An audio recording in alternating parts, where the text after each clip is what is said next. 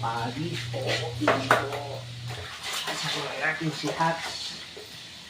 Kasi nasa hindi naligo. Kaya paliliguan natin ang asong ginalis. Yan po si Hats. Kabayan.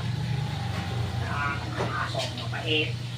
Kahit nakawin na magdanakaw, hindi umiimik. Kaya lang mabait kasi siya. Kaya panakot lang sa magnanakaw. Akala mga nagat pero hindi pala.